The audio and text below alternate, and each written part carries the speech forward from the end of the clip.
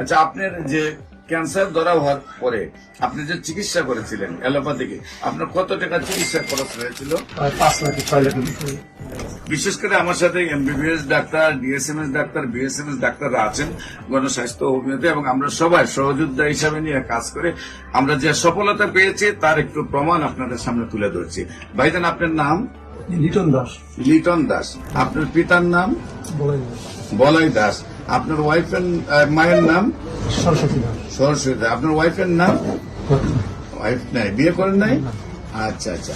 আপনার বাসা কোথায়? সায়দাবাদ পুলিশ পেছনে। সায়দাবাদ পুরান ঢাকা পুলিশ ফাঁড়ির পেছনে।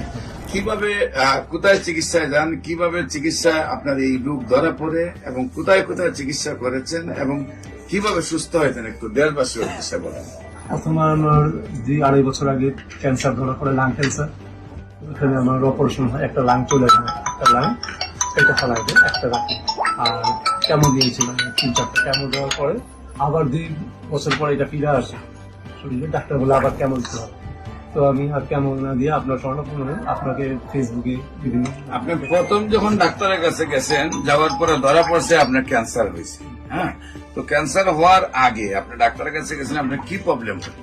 আমার কাশি হইতো, কাশি হইতো। কাশি হইতো আর শুকাই যেত। পর্যাপ্ত পরিমাণে কাশি হয়তো, তারপরে ডাক্তার দ্বারা গেছেন, ডাক্তার দ্বারা যাওয়ার পরে দেখা গেল আপনার লাং ক্যান্সার।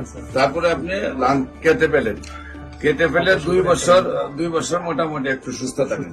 তারপর আবার ক্যান্সার ব্যাক করে, আবার কফ টফ সব চলে আসে। সম্মানিত দেশবাসী, প্রত্যেকটা ক্যান্সারে কেমোথেরাপি, রেডিওথেরাপি বা অপারেশন করার পরে কিছুদিন ভালো থাকে, আবার রিটার্ন ব্যাক করে। তারপরে আবার অপারেশন, আবার কেমোথেরাপি, আবার রেডিওথেরাপি দেওয়ার পরে আবার কিছুদিন ভালো থাকে, তারপরে আর চিকিৎসায় ধরে না, একসময় মৃত্যুর মুখে ঢেলে পড়ে।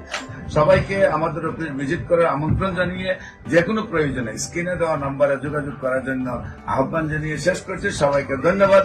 আসসালামু আলাইকুম ওয়া রাহমাতুল্লাহি ওয়া বারাকাতুহু।